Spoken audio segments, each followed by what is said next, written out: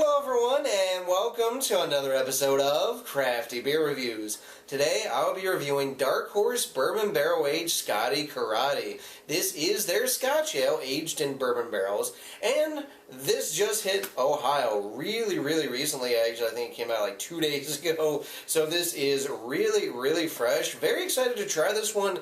Didn't even know this was a thing that was happening. Dark Horse does some really awesome barrel aged stuff, but yeah, I'm very excited to see a Scotch Ale going into bourbon barrels. Those are usually some of my favorites, and this is a really solid base beer too, so yeah, very excited to check this one out with you guys. As a matter of fact, it actually marks 10 years that they've been brewing Scotty Karate, so very cool stuff. Let's go ahead and check out the aroma. Oh, that's interesting. I actually don't get much in the way of bourbon or barrel notes. Yeah, up front I get a lot of like dark caramel malt notes, like toffee, get them in a little bit of like some dark fruit in there. Getting like a hint of smoke, maybe a little bit of like an earthy kind of quality. I do pick up like a very subtle amount of oak, maybe a touch of bourbon, but very light. Touch of vanilla too, but yeah, for being barrel aged, I did notice that the ABV actually is the exact same as non-barrel aged Scotty Karate, which is weird. I don't know if that's really true or not, but that's what they put on the bottle. And yeah, I wonder how long this actually saw time in barrels.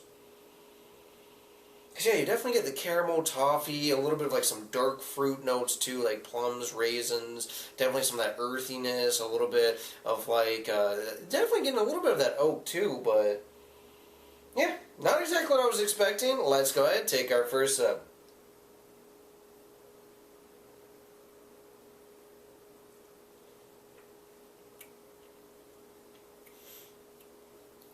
Yeah, that's really nice.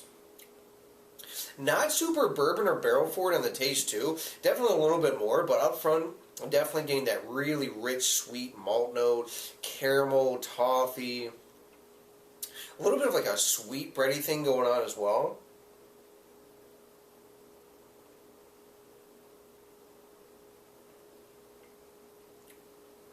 Definitely getting some of those dark fruits.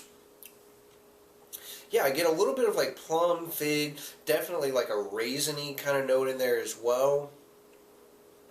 Definitely has some of that earthiness that I was picking up on the aroma. A little bit of like a very mild smokiness.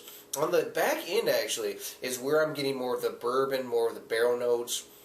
And definitely some of that vanilla, a little bit, just a little bit of like this caramelized kind of bourbony note, but again, very light, very subtle, really just kind of very nuanced mixes in with the base beer in general.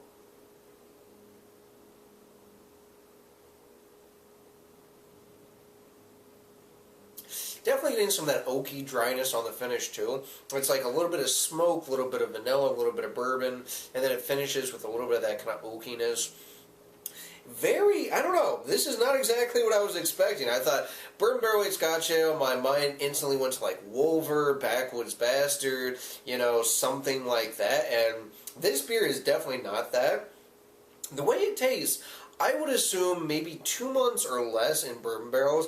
Could be wrong, but I'd be shocked if it was more because it is very light on the bourbon and the barrel-aged character. The actual Scotch Ale base, Scotty Karate is a great Scotch Ale, and I think those notes hold up really well, but yeah, I'm a little disappointed by this one. I was definitely expecting more bourbon, more barrel to it. It's definitely on the fuller side of medium body. It has a creamy kind of coating mouthfeel to it, almost a little bit chewy too.